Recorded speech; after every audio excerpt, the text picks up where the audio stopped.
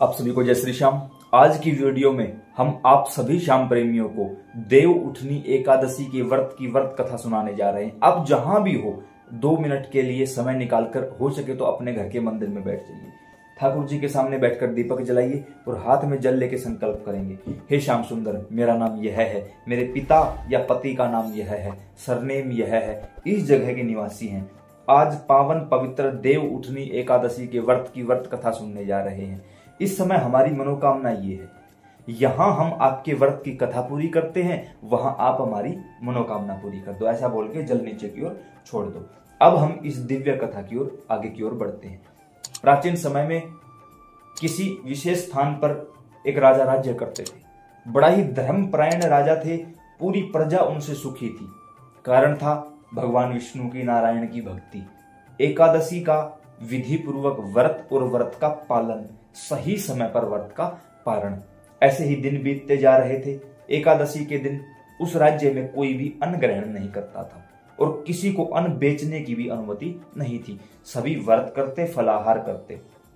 ऐसे में श्री नारायण भगवान ने उस राजा की परीक्षा लेने के लिए एक समय में एक बड़ी ही सुंदर युवती का रूप धारण करके उनके मार्ग में श्री नारायण बैठ जाते हैं।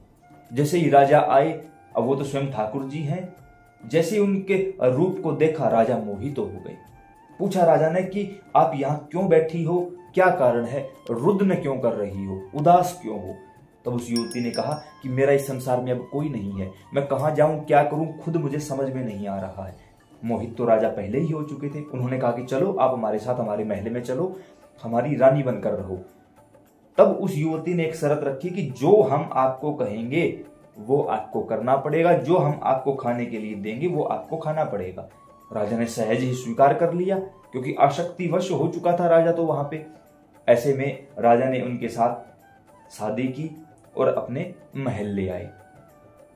कुछ समय पश्चात देव उठनी एकादशी आई।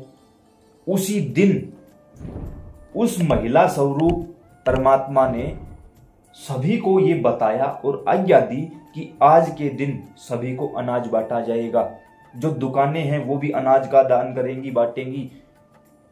और महल में भी उस समय अन्न बनाया गया, पकाया गया और भगवान ने परीक्षा के भाव से वहां पर उस समय मांस भी तैयार करवाया।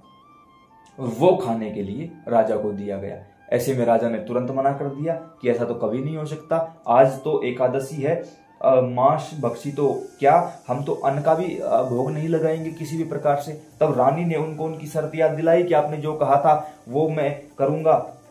राजा ने मना कर दिया कि ये काम तो मैं बिल्कुल भी नहीं कर सकता। तो रानी ने कहा ठीक है, इसके बदले तुम्हें अपने बड़े पुत्र की बलि देनी होगी और कोई दूसरा रास्ता नहीं है। राजा बड़ी रानी के पास गए, जो बात थी वो बात बताई। रानी ने कहा कि राजन, कुछ भी हो जाए धर्म का त्याग मत करना, पुत्र फिर मिल जाएगा, धर्म छूटा कहीं जगह नहीं मिलेगी। पुत्र आया, बड़ा ही भगवत प्रेमी संत प्रेमी था। सारी बात पता लगी, खुश हुआ कि आज एकादशी के दिन अगर इस तरीके से मेरी ये देह काम आ रही है तो इसका मतलब भगवान ने मुझे स्वीकार कर लिया है, मैं तैयार हूं। सब कुछ तैयार हुआ, रानी के पास ले जाया गया लड़के को।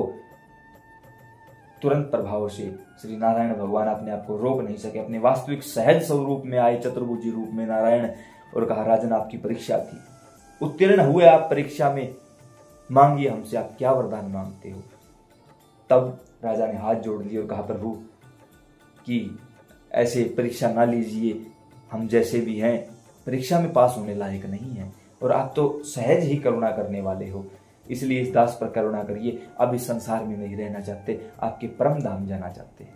भगवान विष्णु सहज ही उनको अपने साथ दिव्य विमान में आरूढ़ करके अपने धाम ले गए और राजा ने बड़े लड़के को उसी समय उस राज्य का राजा घोषित कर दिया। तो यह थी दिव्य कथा, जिससे राजा ने अपना धर्म नहीं छोड़ा तो उनको भगवान का धाम मिला। ऐसे ही श्री नारायण भगवान सब पर कृपा करें और आप सभी को अपने श्री चरणों का कैंकर्य और ऐश्वर्य प्रदान करें, हमारी यही विनती अभिलाषा है। जय श्री श्याम।